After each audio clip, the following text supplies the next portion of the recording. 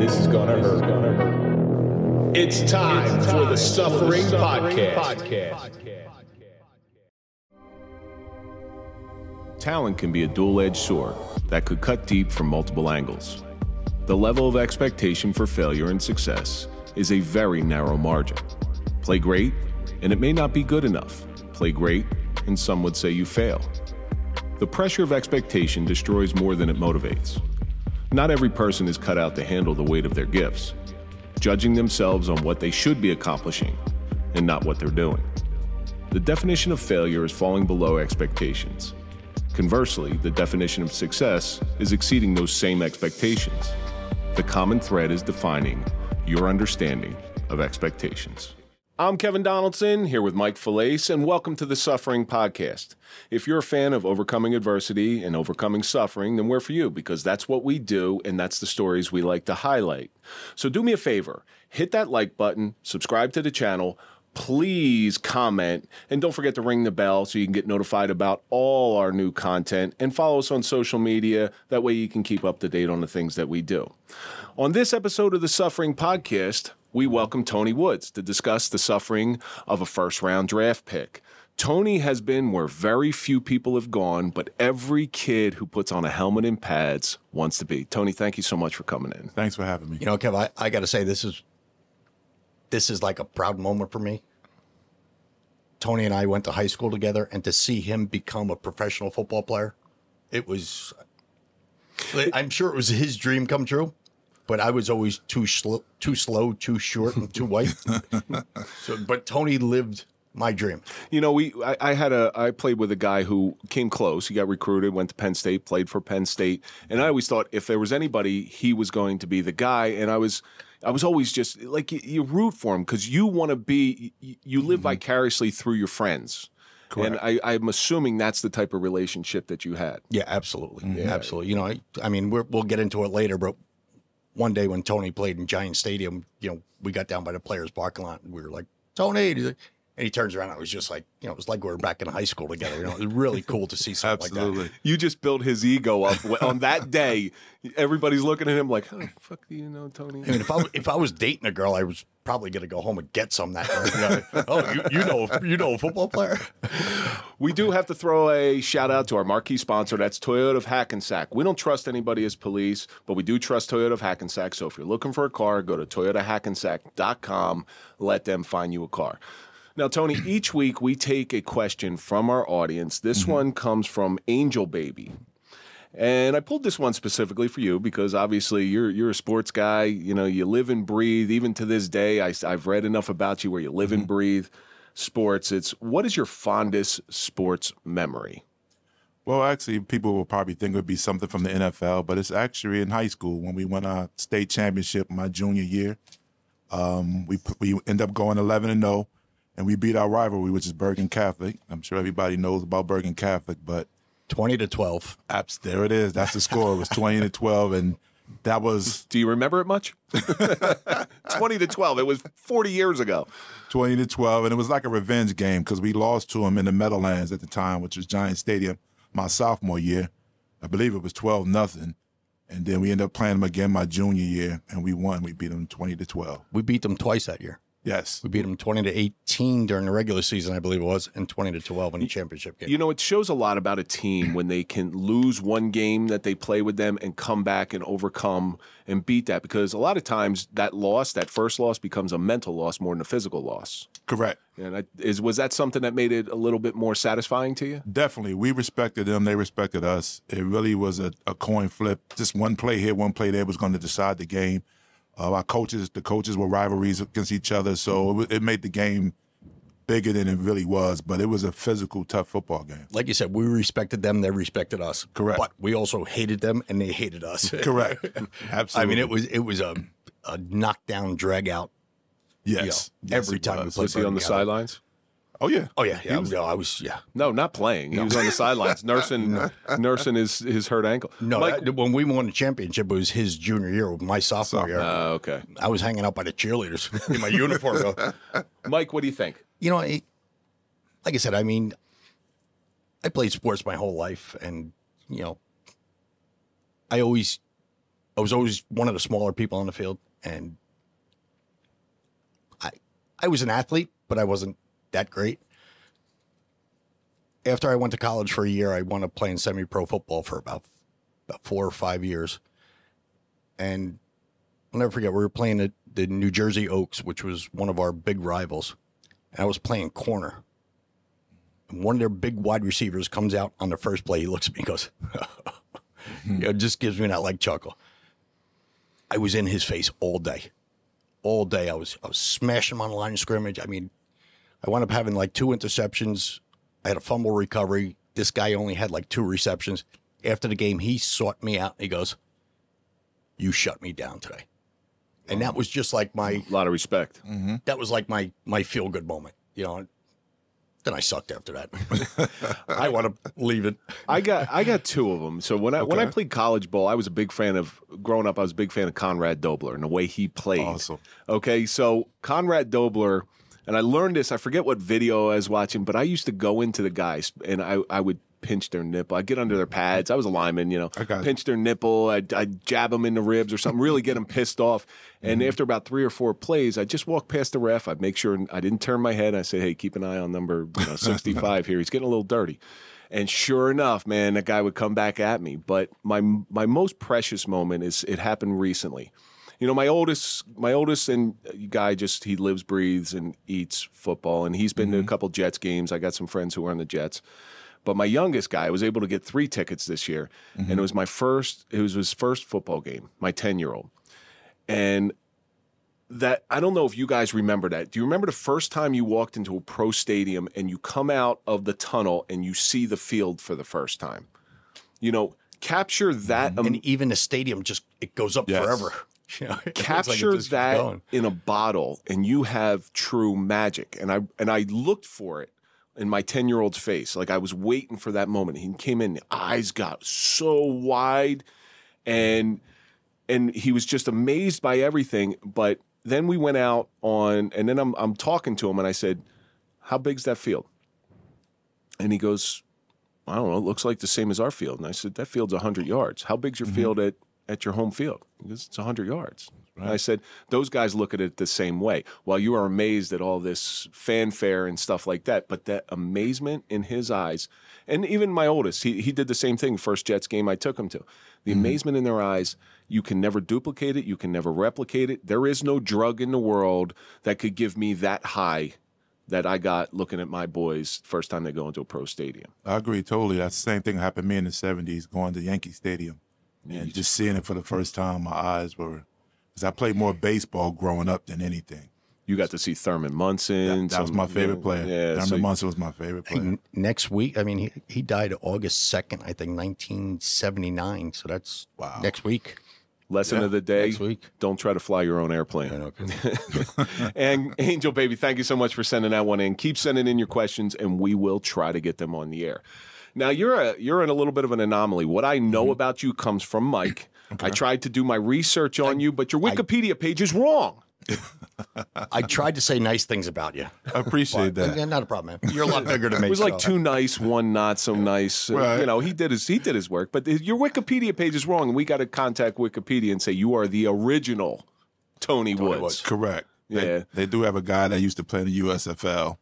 I'm not sure if he was older than me or not, but I never played in the USFL. Yeah, that's the only one that I know. Well, actually, a lot of players started their careers in the USFL. Correct. The only one I know is New Jersey Generals. Beyond that, I couldn't tell you any other USFL team. Right. We had the Philadelphia Stars. You had Philadelphia Stars. The New Orleans Breakers.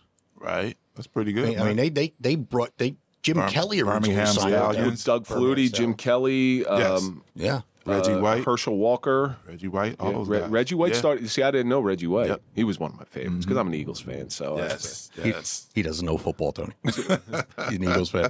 So since your Wikipedia page is so screwed up, why don't you tell our audience a little bit about yourself? Obviously, you are our first-round draft pick. That I'm going to give away. Let's set the record straight. You tell us about yourself. We'll go on your Wikipedia and cross everything off. All right. Well, I don't know where it starts, but where'd you grow up? Yeah, where'd you grow up? I grew up in Newark, New Jersey, born and raised.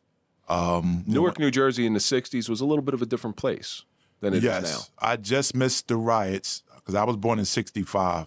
No, excuse me. I think the riots were 67, so I was too young to understand and see what was going on. But even though Newark has its reputation of being a aggressive city, some good, some bad, where I grew up at was somewhat middle class, believe it or not. We had the house where everybody came. My father, you know your mother designed it that way. I don't know. Really? I'm going to tell you your mother designed it that way because my wife does the same thing. She wants keep the kids home. That's it. She wants to make the house the meeting place so she can keep an eye on you, but also give you a place to be a kid. Well, that was a tip. Well, that's a great tip because that's exactly what happened. We had the house on the corner, brick house. We had the basketball court. My father and my brothers, we helped build the indoor pool, underground pool outside. We had the jukebox. We had the house where all the kids came. So, my mother would feed the kids left and right, and it was a good time. So even though it was a lot of outside noise, and obviously you always can find crime and things to do, but we were that house on the corner where everybody came to have fun. We had this conversation just before about inner city, before we went on air, and because kids don't have places to play now. Correct. They're shutting down playgrounds. They're shutting down, Or their parents are afraid to send them to playgrounds because there's violence happening all around them. Correct. So if you have that safe home to go to, right. Kudos to your parents. That's a great job by them. And everybody, we stayed outside. Whether girls playing jump rope, guys, playing basketball. We didn't have video games. No video games. Yeah, we didn't Atari was just getting started at that time. Correct. Was sports a part of your upbringing? Did your parents instill it in you, or did you just find it on your own? We really found it on my own because my brother and I, who were the athletes in the family, we always used to watch TV. My brother was more outdoors guy. I was somebody who kind of liked to study the game. So I used to watch all, the college football. Football ended up being my favorite sport. Pittsburgh Steelers was my favorite team because back in the 70s, all you saw was Dallas, Steelers, Miami Dolphins, 49ers, those type of teams. And I guess the black and gold just stuck with me. Jack Lambert fan? Absolutely. The Steelers, my favorite player. The Steelers were the team of the 70s. Correct. So, growing up in that age, born in the 60s, but raised in the 70s. And if anybody ever questions that, just what was that Burt Reynolds movie, Stroke or Ace? I think it was, where Terry Bradshaw's in there and Burt Reynolds hauls off and punches Terry Bradshaw in the mouth in the movie. And Terry Bradshaw comes back and spits his tooth at Burt Reynolds, and then it's game on. So that's how big the Pittsburgh Steelers were in the 70s, that they were actually movie stars also. Yes. Dallas didn't have that. No, Dallas didn't have that. Dallas, they had the star on their helmet. Yeah. And it had the shiny pants, so all the girls and nice cheerleaders. And had the cheerleaders. They did have the cheerleaders. But, I became a Steeler fan. But I was a person that studied the game. And once I saw, whatever happened on TV, then we running outside to try to practice it in the playground or in the park and those type of things. Now, were you always like one of the bigger kids growing up, or you were a late bloomer? Always. I was always one of the tallest, but I was young. I looked older than what I actually was. So I actually got better because I played against kids in high school. They, knocked us around. That's the way I always felt like you got better when you played against older guys. And they really, they was physical with you. They was, whether it was playing basketball or football. So that's kind of how I grew up. So I grew up learning how to play basketball in the inner city, right? So I played basketball a little bit different than a suburban kid because I had to be a little bit tougher. I was one of the only white guys playing, and if you cried, that's what they wanted. Correct. No, you're not getting it out of me, but it taught me how to be so much better. Unfortunately, I try to teach my kids that. I think I might need to bring them down to like Newark or Patterson, have them play with some guys who really play some basketball.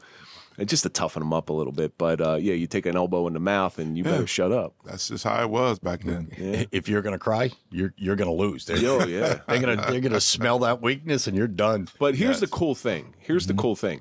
If you showed that you had some heart and showed that you were a little tough, the respect was earned relatively quickly. Yes. It really was. You got acceptance. Yeah, and that's what I think everybody was fighting for. So those older kids, did they give you a little guff? Did they accept you? Or did they give you a little hard time? Yeah, they accepted me. Like I said, they knew I was young, but I still had a big body. I had a teenage body at a very young age. So they really, respected that I was blessed with pretty good speed to be my size and quickness and big hands and all those type of things that athletes today or possess.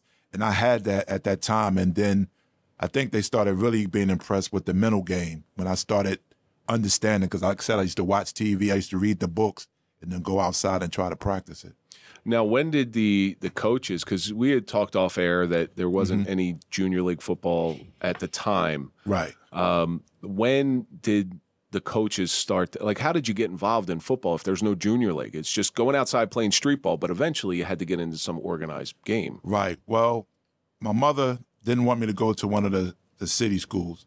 So I didn't know anything about Seton Hall Prep at all. I didn't know anything about it. Wait a minute. You went to Seton Hall Prep never playing football? Yes, never played football. Oh, never played football.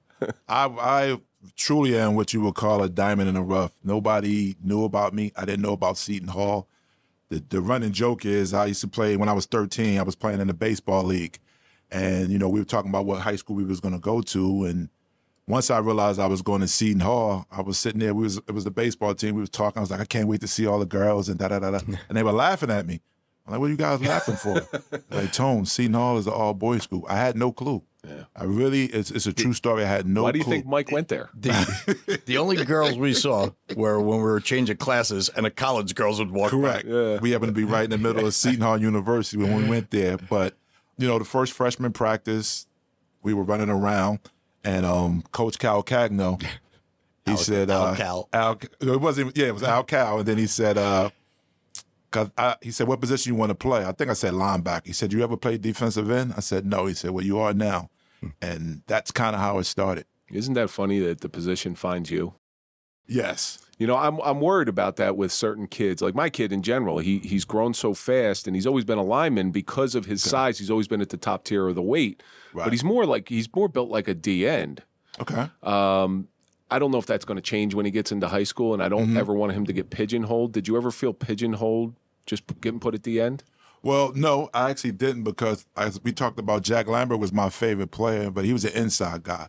My body type wasn't set for it being an inside linebacker. You usually be a little shorter, a little stouter. You're more rangy. I'm more rangy. So being on the outside, whether outside linebacker, depending on if we run a 3-4 defense, or just a stand-up defensive end, which we end up playing at Seton Hall, that was the perfect position for me. 5'2" monster. Yes, absolutely. Now, there inevitably comes a point in every person's football career when you take a shot and you wake up. Most kids have it happen in junior league football. You didn't play that. You get on the field in high school, and all of a sudden you take a pop for the first time. Was it yes or uh-oh? Well, actually, my first pop that really woke me up was playing street ball against the older guys. And they run in certain plays, and like a guard is pulling, and I don't know how to put my head on a swivel yet. So he ear holds me and knocks me into a tree. So those type of things, that's kind of where I started growing up. So high school, seriously, really was, I don't want to say easy, but I didn't have many problems in high school but when I got to college, that's when it started. You started seeing that. But you see, like Tony, on offense, if I'm not mistaken, they switched you around. I think yes. Your junior year, I think you were a tackle. They moved me to offensive tackles. We had to play both ways. And then senior year, they moved you to tight end. Correct. That's correct. But did it give you a little perspective on what you wanted to do? Like, at what point did this want to say, you know what, I want to go further with this stuff? And I think playing both sides of the line gives you a little bit more perspective, where you can specialize in really what your love is. Well, I always loved defense.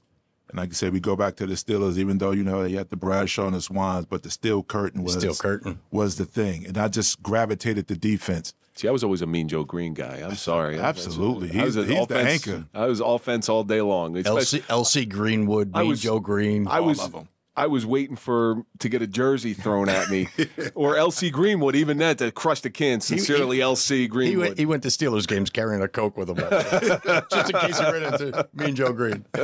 Yes, I always was a defensive player. But I know in high school, I always said if you was worth your salt, you had to play on both sides of the line of scrimmage, because we didn't have as many kids as they have now. They got like 100 people on the team now. I don't even know how many we had back then, but we had to play on both sides. But especially somebody like you, you're gonna play both ways. It's just. But if you remember the freshman team, they only had a certain amount because they only had a certain amount of jerseys. That was definitely a different time. Oh my God. They had like 30 jerseys, and they only kept like 30 guys because they had no more jerseys back then. Now, your parents in Newark, they want to give their son a better education, right? And I'm assuming it was you went to Seton Hall for the education reasons, not so much for the football. Correct. What was the cost? I mean, you're talking ancient times, so it was probably what, $50 a year? No. It was actually, I want to say it was like $1,200. It went up $200 every year. Yeah, I think it was like I vaguely remember like $1,200, $1,400, 16 like between $1,600, $1,800. We were out. But that was a decent amount of money. But yes, I remember back in the day, Del Barton was like $5,000. Yes. Like, $5,000 for high school. Did it ever put a financial strain on your parents? Well, my father had a house cleaning service where he had 30 employees working for him, where they would have 7 station wagons with 4 people to a car, and they would go out to different households and had the crew, cleaning up the house, bathrooms, beds, vacuuming floors, all that. So he had a really successful business in the 70s. So, me being young and not recognizing it until I got older, that I was very blessed that he was able to do that. And I would be able to ride with them because he actually had his place in Orange, which was not too far from South Orange. So it made everything work well for me. The last thing to mature in any kid is the lack of selfishness, because kids are inherently selfish. It's not their fault. It's the way they're born, and you don't see the sacrifices that your parents make in order to make your life better. Yes, a lot of times, and it sounds like your parents were all in on you. They were all in on all of us, really. How many kids you grew up with? I had 2. I had an older sister and a younger brother. Okay, Darryl. And my brother Darryl, he actually played with me. At Pitt also, right? Yeah, he went to Pitt also. Played at Seton Hall for a couple years, and he finished up at Elizabeth High School. And then we played together at Pitt, so it was a great thing. Oh, you got to play with your brother. Yeah, that was big. Your brother was a great athlete too. Besides, if he didn't get hurt, he would have made the NFL also. So I'm imagining you're getting recruited by everybody down the line. You're this standout player at Seton Hall Prep and All-American. Now the pressure starts hitting. Yes, the pressure starts hitting. Like, what was that like when you're getting offers from all these big Division I schools? Right. It really became exhausting. I think Coach Verducci helped me a lot, I think Coach Verducci, he went to Pitt. He went to Pitt himself, but everybody associated him with Penn State because he reminded people of Joe Paterno. He was good friends with Joe Paterno, and our uniforms looked just like Penn State. Yeah, our high school uniforms look like Notre Dame, I swear. Exactly. We didn't have stripes on our helmet. No. We had nothing. I think we had a stripe on our pants. That was about it. Blue stripe, black we were cleats. just like Penn State. Just like Penn State. Yeah. So as I started getting recruited, I really was recruited by over 300 colleges, and because all the major colleges. All the major colleges. We're not saying Montclair State was knocking on the door. all the big schools. But it started getting. I was getting letters coming to the house all the time, and then people trying to, get visits and all those type of things. But I was very conscious of my family, and I wanted my parents to see me play.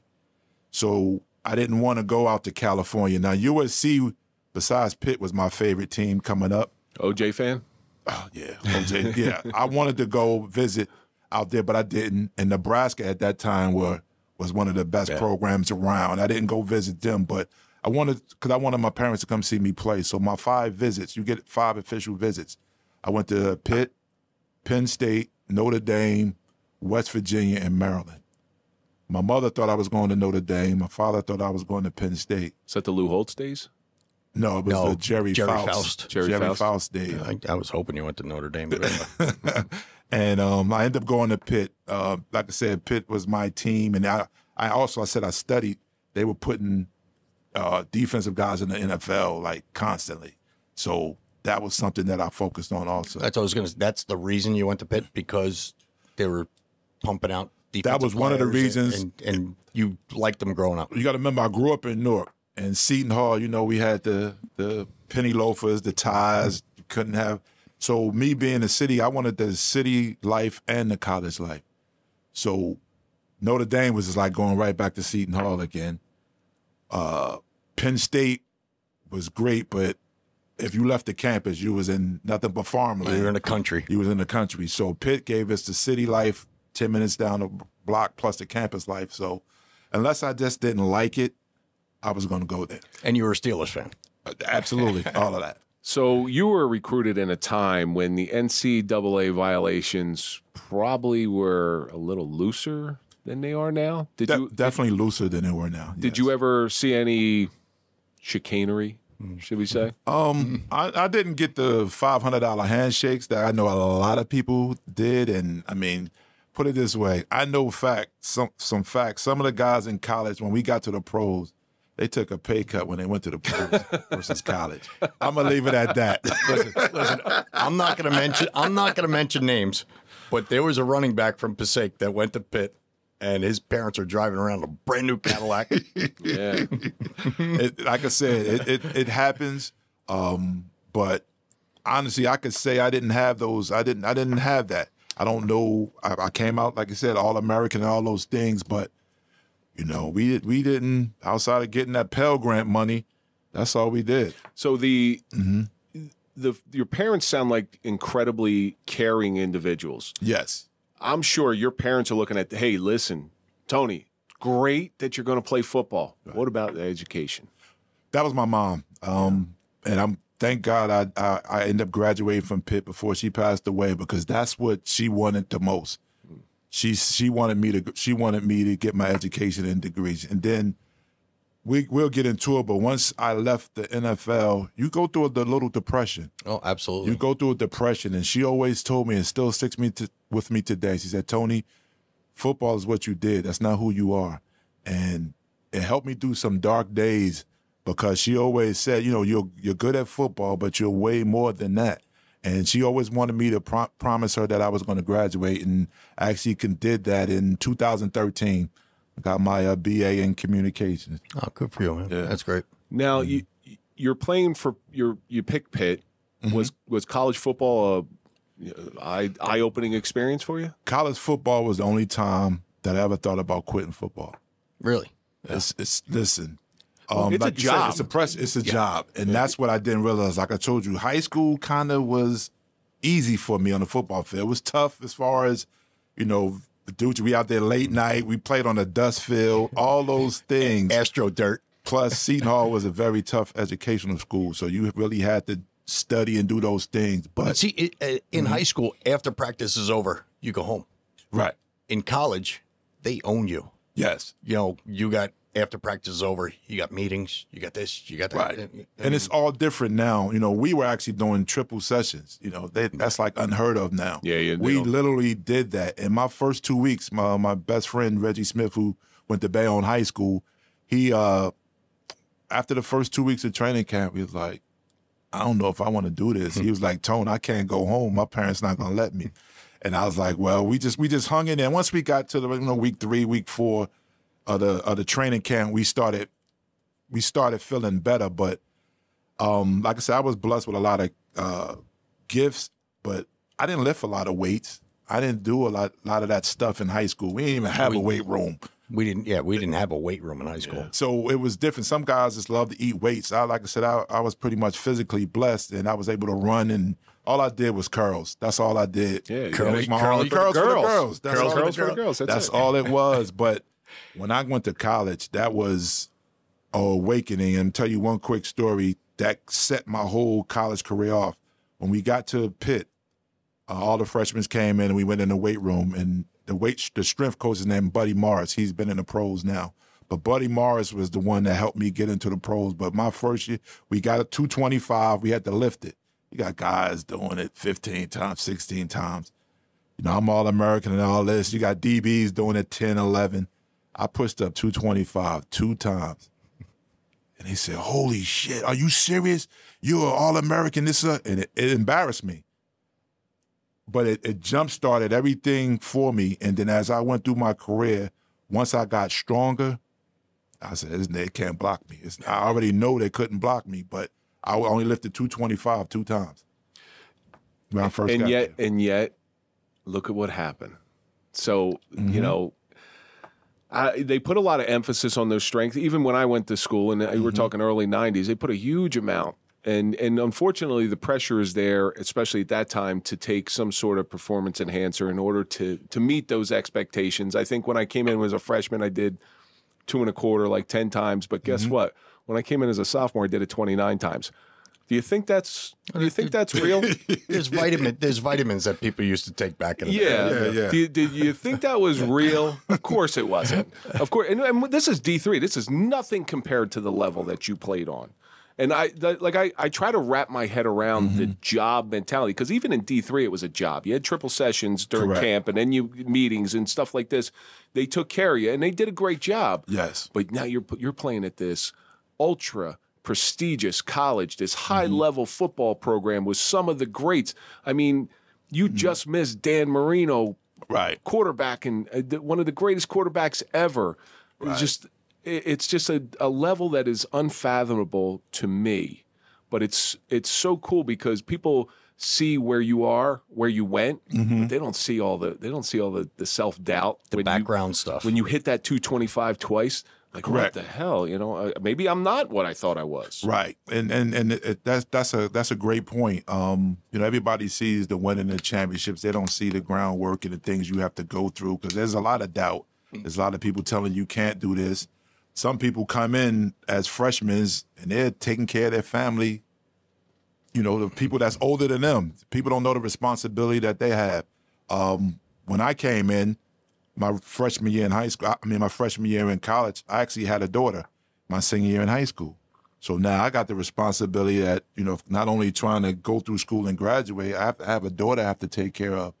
So, you know, thankful I had great parents to help do that. When they used to come see me play, would bring my daughter with me, my daughter Crystal, and everything. So it was those type of pressures. And like I said, now you have the pressure of being an All-American and this and that. They expect you. I never thought I was going to be starting my freshman year. Like I told you, I was a student of the game. All I knew, I needed 2 years.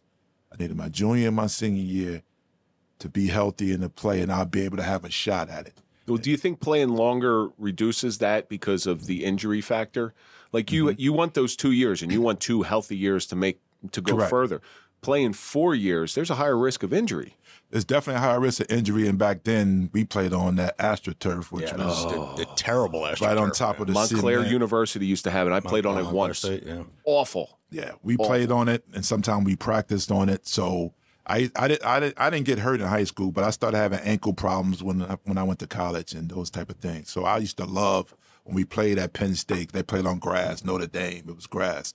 Those type of things. You know, it's amazing they didn't learn that lesson from that crap AstroTurf. And thank God it's a long gone dinosaur. I mean, just look at the NFL. Look at the quarterbacks who lasted forever. You got the Dan Marinos, you got the John Elways, you got the Terry Bradshaws, and they played on grass. And then look at the great quarterbacks whose career were cut, the Randall Cunninghams. Playing in Philadelphia on that turf down in which was Veterans Stadium. Which was god-awful. Randall Cunningham was a great running quarterback until he blew out his knee because of AstroTurf. Correct. RG3. It's amazing they didn't see that stuff earlier. And now the new stuff is like playing on a carpet. Yeah, it is. It is now. But you know, back then at ACL, you were done definitely for a year and a half. If you tore your Achilles, you were done. Period. Yeah. You know, now these guys, of course, not a surgery technology. So yeah, exactly. Absolutely, so much different. Absolutely. Yeah, just ask Patrick Mahomes how he could walk after the halftime. A little injection, right in the right spot. He's good. Shot him up. Yeah, he's coming out like he's 13 years old again. Well, see, that's what I was going to get back to before. Like you're in college, you're fighting for a position. Correct. The guy that's fighting for a position with you is taking the vitamins and getting bigger and stronger. Mm-hmm. Doesn't that put pressure on you, to say, like, well, if he's doing it, he's going to win the job? Right. Well, that's what Brian Bosworth said. Yeah. Brian Bosworth actually said that. And I know you played with him, and I've heard some things. But Brian Bosworth came out when he got popped for it. He said, how do you expect me to compete at a professional level with a guy across from me who I know is doing it? Right. And we're talking about steroids, obviously. Right. Who I know is doing it. And I'm a pro. This is what I do for a living. I got to do it. Well, when we got in the league, it was still rampant. And you could tell, particularly with the offensive linemen, you know, they were tough and strong anyway. But you got to pick on the linemen. When they took it, it was like running into a brick wall that wouldn't move. when they had to get off of it, still was hitting them hard, but it was some give to it. It didn't start until our second year. Me and Brosworth came in the first round together. I was in a regular draft. He came in a supplemental. So we played together, but they didn't start testing for steroids till 1988. Yeah. And, we didn't know that he was on it, but when he got off of it, he shriveled down. You don't see too many linebackers that only wear 8.5 shoe. Really? But yeah. No kidding. One thing about Boz, he was fast. Boz could run, could hit, but in retrospect, Boz was just in the wrong defense. Right. He's used, if you know about Oklahoma, they ran that 52 that had all the big horses in front of them. When he came to Seattle, we ran a 3-4, and the guards are uncovered, as offensive lineman. The guards got up on him, and he couldn't shake him. He couldn't move. But one quick Boz story, how Boz was a brand before most people. Deion came after us. Deion Sanders became prime time, all of that. But he used to paint the sides of his head. One quick story about Boz is like, we would get ready to play the Denver Broncos, going to Denver, and he's talking about all week how he's going to kill Elway, knock Elway out, and all that. We're like, why are you saying this? You know what I mean? We the one got to go against Elway and all this thing. So we end up going up there. We end up losing the game. Right, but everybody in the stands got these white Boz Busters shirts. We hate you, Boz sucks, all that type of stuff. After the game, we just asked him, like, yo, why you was, poking the bear? Elway had a great game. He said, Tone, you see all those white shirts up in the stands? That's my company. So he just made a whole lot of money. This is 88, 87, 88. He just made a whole lot of money because he was branding it and everybody bought it. So that's actually an Elvis story. So when the Colonel was promoting Elvis, he made 2 buttons. He made one button that says, I love Elvis, and he made one button that said, I hate Elvis. Wow. And the I hate Elvis sold twice as many as the I love Elvis, but guess who the money was going to? The Colonel. That's it. Yeah. So brilliant move. Yes, it really was. And he signed one of the first contracts, I think, with like Lloyd's of London or whatever. Correct. Where if he gets hurt, he gets like $11 million tax-free or something like that. Correct. And an insurance policy on himself. Mm-hmm. You start moving along in college, and there's potential. You're getting looks from pro teams. You know that you got the eyes on you. The pressure had to be phenomenal. The pressure was definitely getting phenomenal, especially because like I said, I was like a diamond in the rough. Nobody saw me, even at Pitt. My first year, I broke my ankle, so I only played a few games. Sophomore, I started getting a couple starts here and there, starting to be noticed. My junior year is when I hit the scene. I ended up with 15 sacks and everything. We didn't win as a team, but I started to shine. I had the size, I had the speed, so everybody started really looking at me. So now my senior year, everybody knows where I am now. Now I'm getting double teamed and all those things, and I still ended up with 13 sacks and everything. So right now I'm still number 3 in at Pitt history in sacks. Really? Right before Aaron Donald. Aaron Donald is 4th. I'm 3rd, and then Hugh Green and those guys is number 1. Green, yeah. So you start seeing those things. You start, wondering about what can I do, because the pressure is getting more and more and more. And I didn't go to like the Hula Bowl, all those bowl games, because of that turf, I started having ankle problems. So I had to get ready for the draft. So I was starting to get worried. I was already projected to be in the first round, but you don't know where. You could easily go 2nd or 3rd if you don't perform. Well, that was we had a young gentleman in here named Damon Hayes, played all 4 years at Rutgers, and he talked a little bit about the pressure. He was supposed to go 6th round or something like that, and guess what? His phone never rang. Yeah. And it had to be heartbreaking because you devote the better part of your young adult life to making this dream happen, and it doesn't happen. But the funny thing about pressure is pressure can destroy you, but pressure can also make diamonds. Correct. So I was going to say, your senior year, did you feel the pressure to go out and outperform yourself? Get more sacks, do this, do that. Yeah, I definitely felt the pressure, because now you're starting to get the press. People. Now people know who you are. Like I said, I showed up out of nowhere, but now people know who you are. So yes, the pressure of with holding up the image of the team, yourself, your family. And of course, you want to make it. You want to be able to help your family and those type of things. So it seems like the weight of the world is starting to come on you. Even though my family never made me feel that way, it was things I wanted to do for them. So I kind of plus I had a daughter also, so it was things I needed to do. If you had like a bad game, did you just like go back and sit in your room like, Jesus Christ, I screwed up my chance of going to the NFL or something like that? Actually, a bad game was worse when you were in the NFL. If you lost, I don't know, but it's because it's not many games in college either, but it was like a funeral when you lost a game in NFL because there's so many jobs on the line. It was actually, college was pressure, but it was more pressure in the NFL. Well, that's your job, and if you don't perform in your job, guess what? You're not going to be in that job for very long. Correct. Yeah. And you got a bunch of young bucks coming up every year. All the time. Every year. So the night of the draft, where were you? I was in Phoenix, Arizona. My agent, Bruce Allen, he was the son of the late, great George Allen, who used to coach the Redskins back then. He always kept he lived in Phoenix, but he always had a draft party for the guys he have going in the draft that particular year. So, they flew me, my parents out, my brother and sister. Oh, your parents got to experience. Oh yeah, everybody. It was beautiful, and he told me what the procedure was. I still was projected to go in the first round, and he said, Tony, they're usually gonna call you if whatever round it is, they're going to call you because they don't want to draft somebody that maybe got locked up, unfortunately may have died, and you wasting a draft pick, all those type of things. So they will call you and speak to you first. Or had that mask on with the weed smoke in it. There was that guy a couple of years ago. Dropped in a draft for that. Yes, that was a great experience, though. Yeah, so you go number one. Mm-hmm. What was the look like in your parents' eyes? No, let's go back. What was the phone call like? Well, yeah, that's a great point. Well, first of all, I was projected to go anywhere from 10 to 20.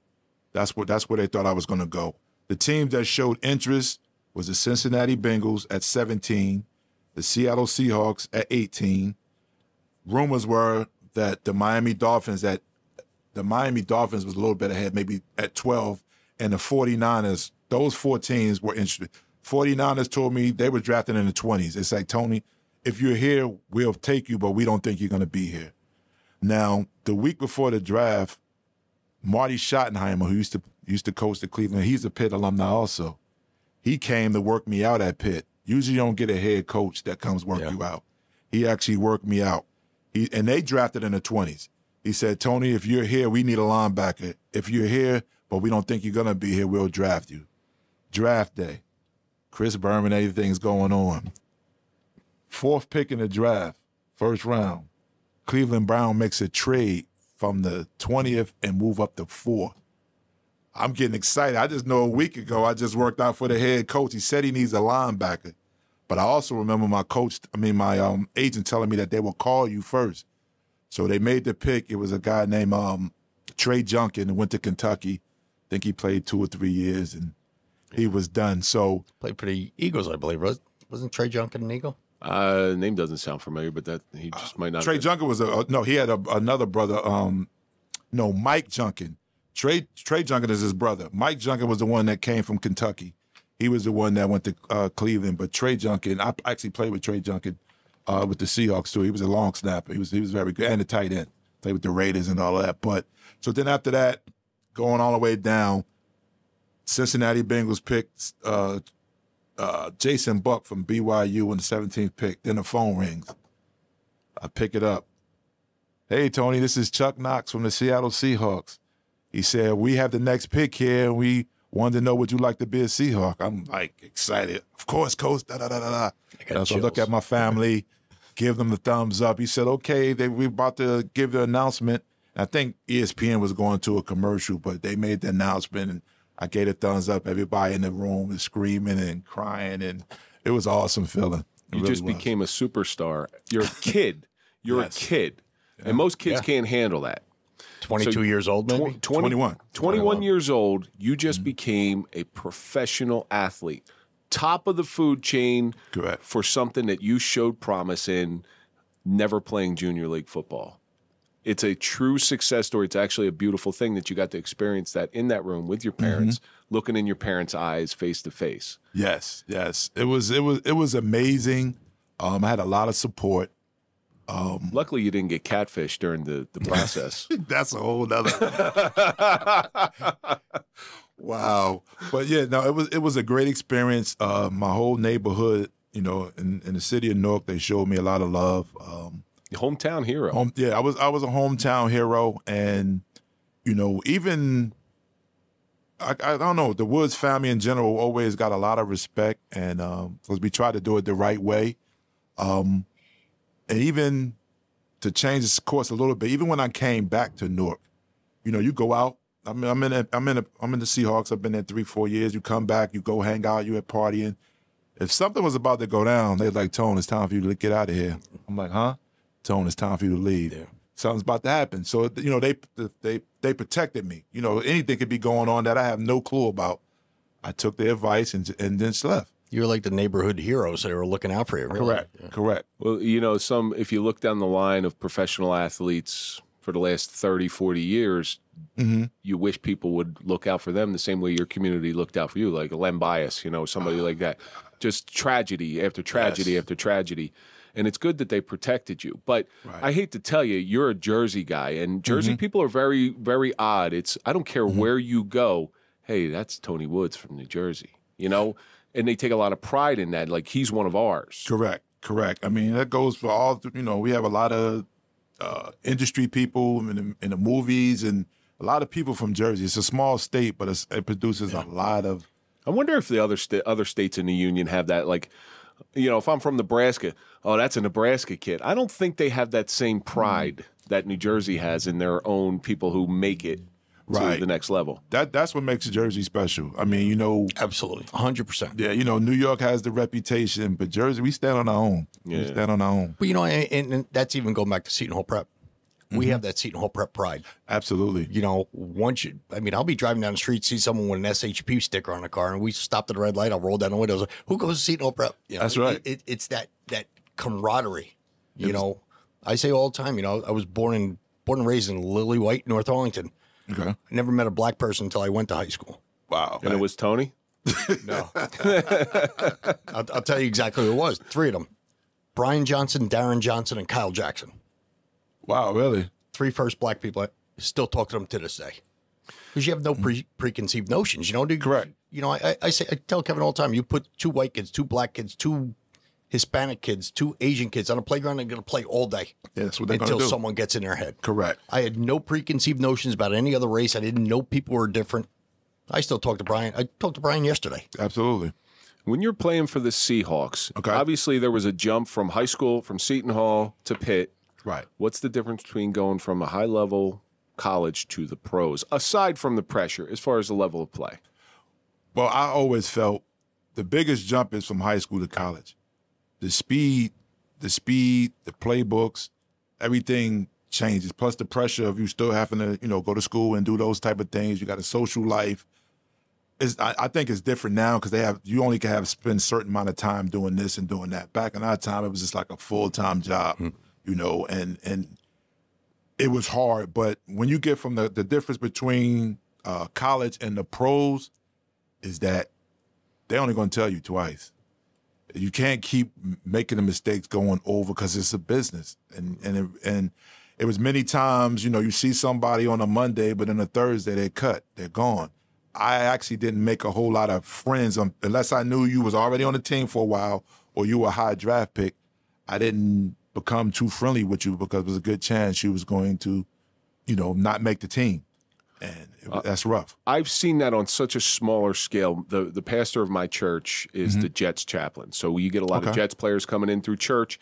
And I've seen personally probably 5 or 7 people that came in who I got to know.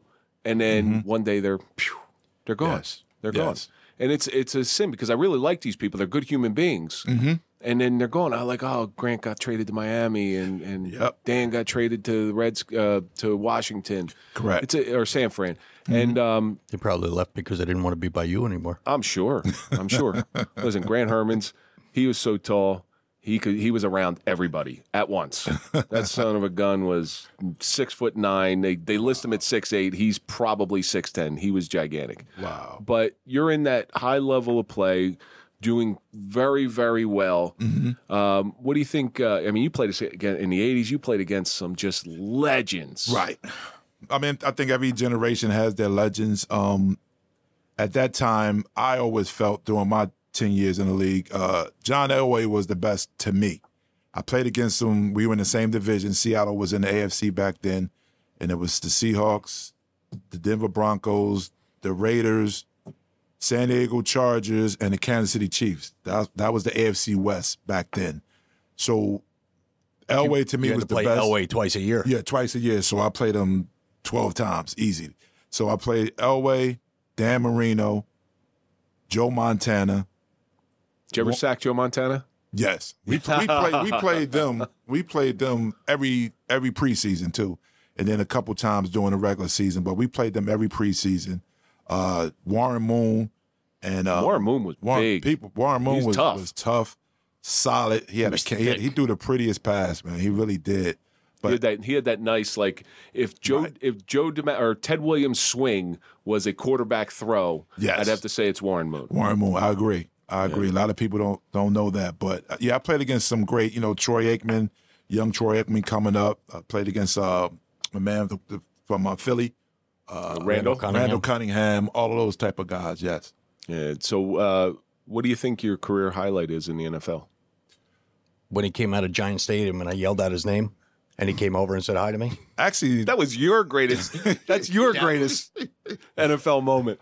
Well, sacking John Elway was definitely one of my highlights. Like I said, because we played him. So he was so tough. He was strong.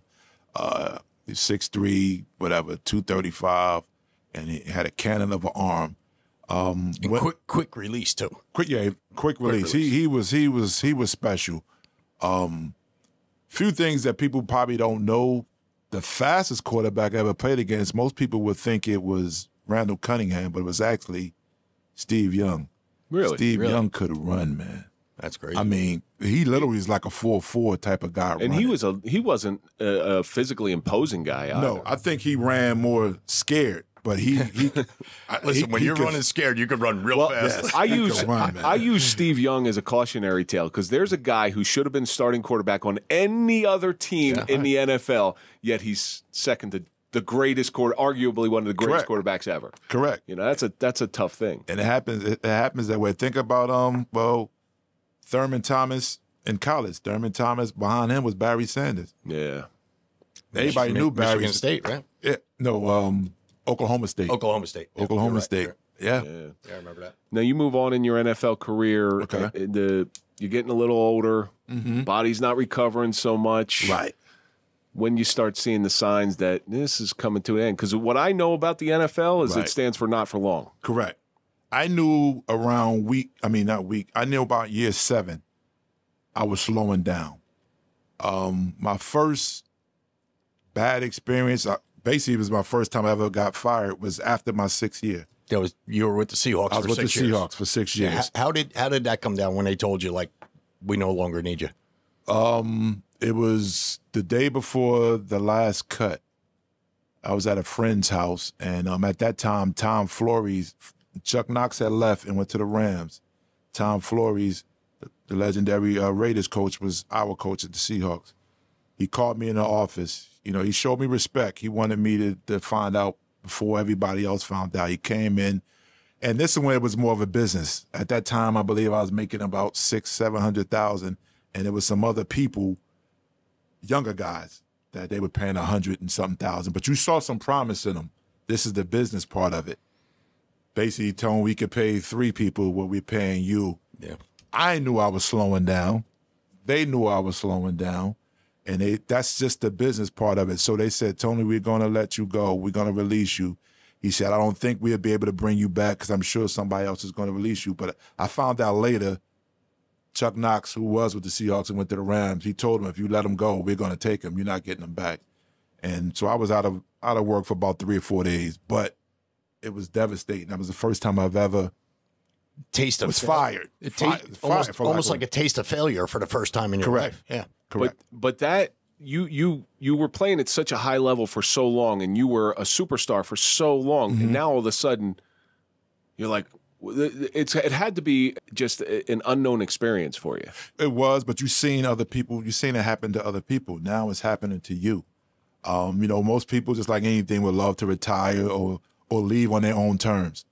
That was the first time that I've ever been fired from any type of job. And that's what it is. It's a firing. You could call it trade, whatever, cut, release, you got fired. Whatever. It's the same thing. So that was devastating. I think at the time I was still only, 26, maybe 27. And that happened. So you finally get picked up. Was it a relief? Did it light a fire under your ass? Yeah, it lit a fire. Free agency hadn't started. It was that was the Lee Rousson thing. It started in '93. It started, so I got released after the '92 season. So, like I said, I was out for about 3 or 4 days, and the Rams picked me up. So I went to Anaheim, and that's when free agency started. So in my mind, I was like, okay, let me play this year, try to do well, and then try to get another long-term contract. And that's pretty much what happened. I got cut toward the end of preseason, so I didn't start. I was a starter. I didn't start my first year. I ended up being a starter for 5 of the 6 years in Seattle. So now after I got released, I went to the Rams. So I don't know the plays. I got to learn the plays. So I end up, maybe starting like half the season. But I was able to do well enough, and then the Redskins or the Washington team picked me up after that, and I signed another 3-year deal, and I played 3 years with them. So was Riggins still playing then? No, Riggins was gone. Man with the biggest ass in football. The major guys there was Darryl Green was still there. Was Jacoby still there? Jacoby was gone. The Hogs, as you know it, they were gone. That was the Super Bowl team, like 91 of them. I was still with the Seahawks then. Yeah, that's so you go to Washington. At what point is it time to pull that ripcord? Well, my goal coming in, not knowing, you never know, because there's a lot of reasons why you leave the league. Obviously, injury, you can leave the league. Drugs, there's a lot of people who eat themselves out of the league, believe it or not. Refrigerator Perry. It's all kind of things. And, so I knew, once again, I was slowing down. But my body's playing with Seahawks. We had a great defense. We went 2-14, which was the worst year of my life football-wise. But we were in a top 5 defense, and we had the Defensive Player of the Year, Cortez Kennedy. But we only won 2 football games. How do you have a Defensive Player of the Year and you're 2-14? But that year, it was like the average team was playing about 50 snaps a game. We were playing 80, 85 snaps a game. So even though I played 10 years, my body felt like I played 13 years because we were on the field so much. And plus, we had a coach, North Turner, who used to be the offensive coordinator with the Cowboys when they won their Super Bowls. All we did was hit. The 49ers had everybody know the 49ers, they were 45 minutes of practice, they would hit, then everything else, they took the pads off. They still practiced fast, but they did it without hitting. So, I was what they call a tweener. I was a big linebacker, but I was a small defensive end. So when we drafted Cortez Kennedy, I went from an outside linebacker. I asked, could I move my position? And I played my last 6 years playing defensive ends, but I was a small defensive end, so my body started slowing down. And that's hitting every play. Hitting all the time. Every play.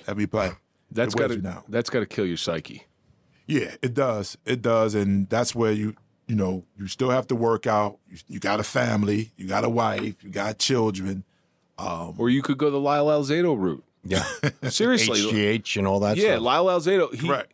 Now, I always saw Lyle Alzado as an extraordinarily sympathetic character because he was trying to hang on to his dream. Yes. And listen, when he was on, he was a maniac. Yeah. I'm not discounting. He was a maniac. Rips that guy's helmet off and throws it at him. Yeah. But towards the end of his career, when he's trying to hang on to something, you have to compete at such a high level, and you're so pot committed to what you do. No wonder he did whatever he had to do. That's right. That's a great word, pot committed, because that's exactly what he was. And a lot of people are like that. Well, I mean, that's getting back to what we were saying before about, like, if you're fighting for a position, the other guy's doing stuff. Right. He's going to get the job over you, so why shouldn't I do it? And Alzado was trying to hold on to his career. Right. And did what he had rapid. to do. It was rapid back then. You know, guys was still testing steroids, and they would get penalized for it. And then I didn't know much about the HGH thing until later on. That was replacing the steroids, I guess. And that's what, right, because it doesn't show up. Correct. It doesn't show up as quickly or whatever the case was. But no, I was blessed that nobody ever offered it to me. I knew people who were doing it. I didn't even know how to do it. But like I said, I was blessed. I was fortunate that I didn't have to do it. But I do understand why people do it. Well, that same person I was telling you who's the Jets chaplain, his name's Adam Burt, and he played professional hockey for 14 years, and he tells a story. He goes into the weight room one day, and, he's trying to hang on. He's scared every day the 14 years that he played that he's going to get cut. Correct. But he goes into the gym one day, and, first couple of days of the season, and one of the guys from last year is like, whoa, what the hell happened to you? Mm-hmm. So it was across everything. But, again, you have to do what you have to do. Right. But at what point was it, all right, was it your decision? Did you leave on your own terms? Or was it the Redskins? It was the Redskins' decision. I got released, and then I still wanted to play. I still felt like I had definitely a year, but maybe 2. Because like I said, my goal was 12 years from the start. I finished with 10. I went to a couple. I went to Minnesota. I went to Denver. Not tryouts, but just to come in, and they were interested. It was like, if this happens, then we will pick you up. But it never happened. After a year, then I started losing the desire. Body just starting to. You're older now. I think I was technically 31. You're an old man in the NFL at that point. Yeah, exactly. Yeah. And it started getting tough. And then you got the coaches that you knew when they start leaving. Now you got the younger coaches coming in who don't know you, and that's kind of how you just fade away. Then you had to be standing out in the middle of nowhere going, what do I do now? What next? Yes, because the guys now, they have so many programs now that, if you wanted to entrepreneur, you wanted to internships, banking, cooking, whatever you want to do. They didn't have that when we came out. So your name alone today, if you're in a pro sport, even for a year, your name alone will earn you some form of an income afterwards. Correct, because it's all about branding now. Like I told you, Boz and Dion and all those guys, they were branding themselves way back then. Obviously on the plane, but on the field. But now it's so many options that these young people have that we didn't have. So I didn't know. I was like lost. Kind of, you go through your depression stage too, because you're used to everything is a regiment. You're used to doing this. You have to be here by this time, be here by that time. Well, Once all that football's stops, been in your life from freshman year of high school. Correct. So you got 4 years of college, 10 years. You're talking 18 years now. All of a sudden, it's gone. Yeah, it's gone, and it's like you're looking around, and the first year I didn't even work. I was just trying to figure out what I wanted to do. I wanted to be an agent. I wanted to stay around the game. So that was my initial plan. But the people I wanted to do it with had a lot of internal fighting and all that. So that never happened. I got to be honest with you. Just this first time we've met face to face. Broadcasting seems like something very natural for you. You got a genuinely big smile. You speak in such a way that you're not. I'm Tony Woods. You have projection. You have projection. You have inflection in your voice. Was that ever something that you thought about? It came up later on. People were saying that because CNR Prep taught me a lot. By us winning, the cable channel. I can't remember what it was. We had a lot of interviews. And Cablevision. Cablevision, correct. So I started being in front of the camera, and just I guess being natural with it, but never really taking any classes and learning it. But I wish it was something that I would have done back then. You're a hell of a lot better than Michael Strahan. And Strahan is the man now, right? It's just I can't understand. That's one I can't understand. With the gap in the teeth, and the lisp and stuff. I'm sure he's a great guy. I'm sure he's a wonderful human being. But as far as a broadcaster goes, that would have been my last choice. It's like having Mike Tyson commentate a fight. Well, it worked out well for him. And if Mike is listening, I'm sorry, more Mike. than well. I don't want to get punched in the face. So what are you doing now with yourself? Well, now I'm for a while I was meandering around trying to figure out what I wanted to do. Then for 18 years, coaching a lot of high school football. Yeah, I coached a lot of high school, but I still was a side thing. For 18 years I worked with the Newark Public Schools with the school buses, And then I started driving tractor trailers for about 2.5, 3 years. And now I'm a longshoreman. So you didn't feel like taking a pay cut at the NFL. You wanted to go to being a longshoreman. Well, I wanted to end my working career strong. So it's definitely a good occupation. Future, pension. All of that type of stuff. You get pensions from the NFL and all those things too. But it's a great job. Obviously, it's an important job. We bring in 70% of everything that comes into this country. Food, everything comes from the ships. And it gives you purpose again. Correct. It does give me purpose. It's a lot of heavy equipment. It's dangerous. It's not hard work, but it's dangerous work. So you got to, always be on point with things going on. Your coaching life, giving back to the younger children, that's got to be an enormous amount of satisfaction. You've learned so much throughout your career.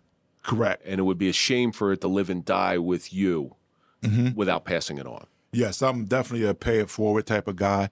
One of my high school buddies, he's now a retired police officer. He's been coaching in the city.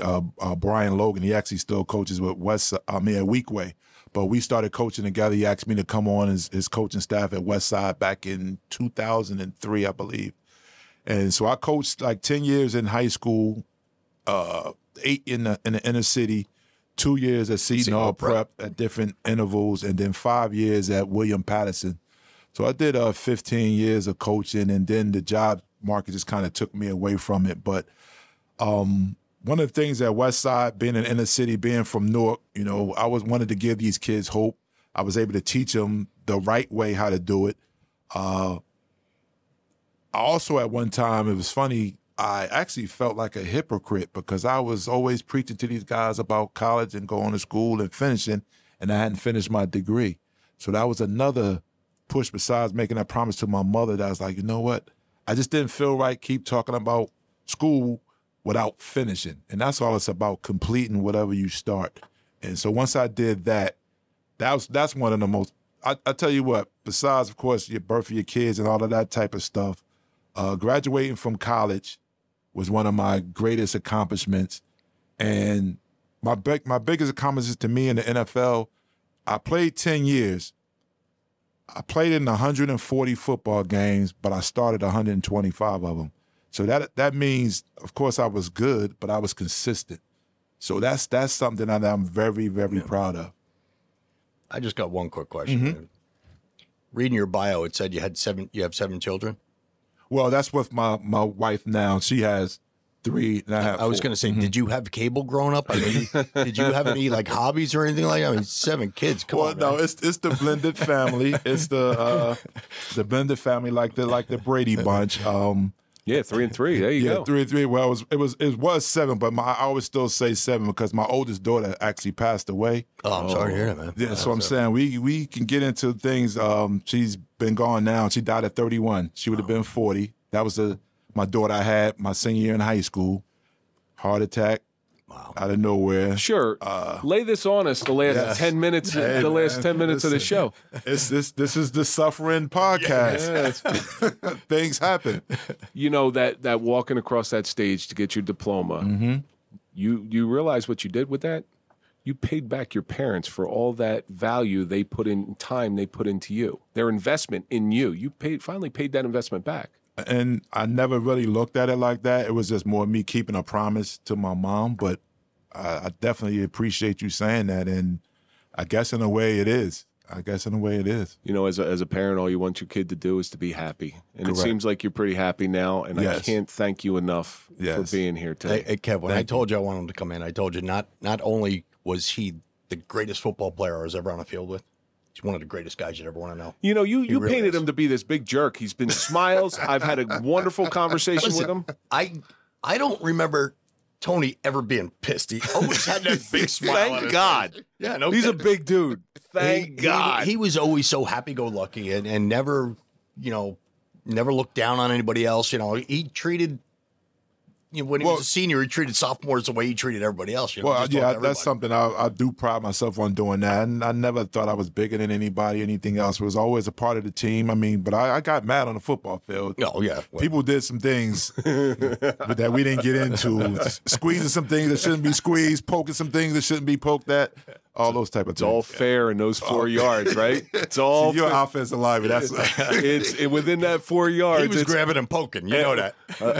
I'll admit it right now. I grabbed a lot of balls on that line. That's fine. Absolutely. Tony, thank you so much. Thank you. I really appreciate It's this. a pleasure of you having me on your show. And Tony, you know how much I love you. I mean, absolutely, you my are, brother. like I said, Seton Hall Prep brothers and Forever. forever. We always got that. Anything you want to plug? Anything you're working with right now? Anybody who's in any profession, I really believe in paying it forward. Don't die with the job. Pick somebody up that's beneath you. Help them grow. And that's the way people get better.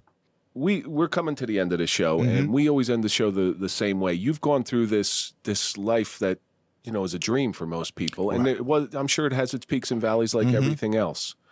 What do you think the suffering of a first-round draft pick has taught you? Actually, it makes me appreciate the working class guy, the one who goes to him or her goes to their job, put in 30, 35, 40 years, you know, try to help their family grow and you know, be a good citizen in the community and all those type of things. I was blessed to play a sport, a game. A game. And that's what it is. At the end of the day, it's still a game, but it's a lot of heavy stakes in the middle of that game. But it's a game within a business. yes, that's exactly what it was. And I try to treat it like that as far as having a kid spirit about it. But sometimes, you know, you just being an adult, you have to do some things and say some things and handle some things that you really don't want to. But it's still a game. It's a beautiful game. It is the ultimate team sport because you have, you know, 50, 60 guys trying to pull one way. And you don't have to like each other, but you do have to respect each other and put in the work to get things done. I always tell everybody I played baseball, basketball, and football, and I could tell you maybe 5 guys I played baseball and basketball with. I'll tell you every guy I played football with. Absolutely. Because it's a family. It really is. You know. Thank you so much for coming in. Appreciate you, Kevin and Mike. And that's going to do it for this episode of The Suffering Podcast, the suffering of a first-round draft pick with the Tony Woods. And let's think about all the stuff that we learned today. Not the Wikipedia, Tony Wood. Not the Wikipedia, Tony. The Tony Wood. Design an environment for your kids. Football is what you did. It's not who you are. Pressure can destroy, but pressure can also make diamonds. Pay it forward. Knowledge is for everyone, not just for you. But most importantly, consistency is the greatest accomplishment. That's going to do it for this episode. Don't forget, you go to popple.com, get your digital business card, put in the code TSP20 for a 20% discount. Follow us on all social media. That's Twitter, Facebook, Clapper, TikTok, Instagram. Follow Mike at Mike_Failace. Follow me at Real Kevin Donaldson. Of course, follow The Suffering Podcast, and we're going to see you on the next episode.